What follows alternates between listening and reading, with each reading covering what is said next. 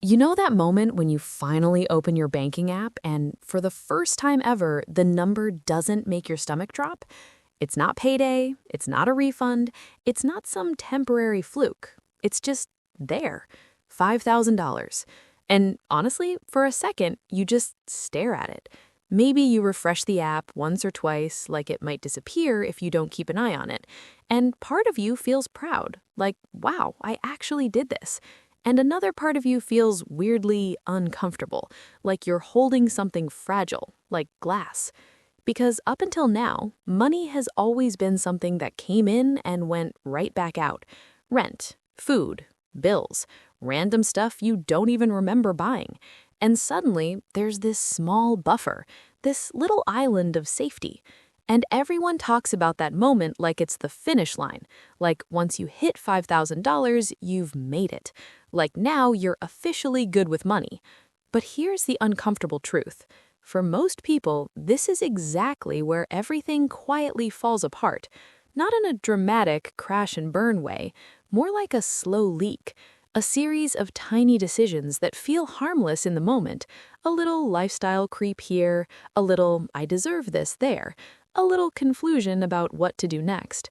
And before you realize it, that $5,000, the thing that took months, maybe years to build, is gone. Or worse, it's stuck, frozen, not growing, not helping, just sitting there while life keeps happening.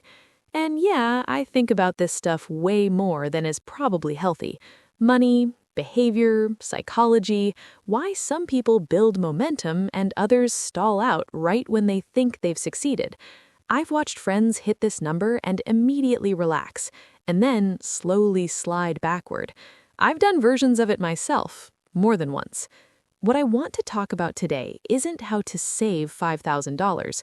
It's why that milestone, ironically, is where most people lose the plot, and how understanding why this happens can completely change your financial trajectory going forward. Because $5,000 isn't a finish line, it's a doorway, and most people walk through it without realizing what room they've entered. Here's the first trap. $5,000 feels like safety. It feels like you finally built a cushion, like you can exhale, like you're no longer one flat tire away from financial ruin. And emotionally, that makes sense. Compared to zero, $5,000 feels massive, but financially, it's fragile. Think about it. One real emergency, not a fake emergency, but a real one, can wipe that out fast. A medical issue, a job loss, a car problem that's not just a quick fix. Suddenly, that number you worked so hard to build starts evaporating. The problem isn't the money, it's the illusion. At $5,000, people subconsciously downgrade their urgency. They stop paying attention. They stop tracking every dollar. They loosen habits that were the only reason they got there in the first place. It's like climbing a mountain in bad weather, finally reaching a flat ledge and sitting down without realizing the storm hasn't actually passed yet. I remember the first time I hit a number that felt safe. I stopped checking my accounts daily. I stopped saying no as quickly. I told myself I'd earned a little flexibility. And honestly, that's when progress slowed to a crawl. Why this matters to you? Because if you treat $5,000 like a destination instead of a checkpoint, your behavior changes before your foundation is strong enough to support it. Actionable takeaway? Mentally relabel $5,000 as not I'm safe, but as I've bought myself time. Time to think clearly, time to plan, time to avoid panic decisions. Most people don't actually have a financial system. They have a goal, save $5,000. Once the goal is hit, the structure disappears.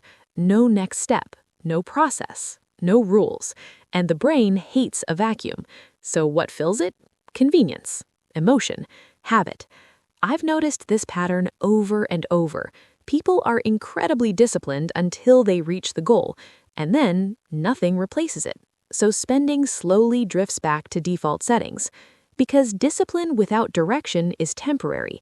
Think of it like training for a race. You follow a strict plan for months. You run the race, and then you stop running. Not because you're lazy, but because the structure is gone. Money works the same way. Why this matters? Because without a system, money doesn't move forward. It just waits to be pulled backward by life. Actionable takeaway? Before you celebrate $5,000, decide what happens after. Where does the next dollar go? What's the next target? What stays the same no matter what?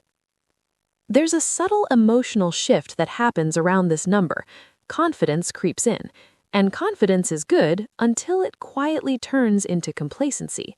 You start trusting yourself more, which sounds healthy, but what you're actually trusting is a version of yourself that hasn't been tested at higher stakes. So you loosen boundaries, you upgrade small things, you rationalize. It's fine, I have savings now. This isn't stupidity, it's human nature. The brain rewards progress by encouraging comfort, but growth lives in mild discomfort. Story. I once watched someone hit $5,000, immediately finance a nicer car because they could afford it now, and then struggle for years afterward. Not because the car was insane, but because the timing was wrong. Actionable takeaway? Delay upgrades. Let confidence harden into consistency before turning it into comfort. This is where people freeze. $5,000 feels like real money, so they're scared to mess it up. But it's also not enough to generate meaningful passive income, so they do nothing. It sits in a savings account earning basically nothing, and over time, inflation quietly eats it. Inaction feels safe, but inaction is still a decision. Why this matters? Money that isn't assigned a role will eventually be assigned one by circumstance. Actionable takeaway? Give every dollar a job. Emergency buffer, skill investment, long-term growth, even if it's boring.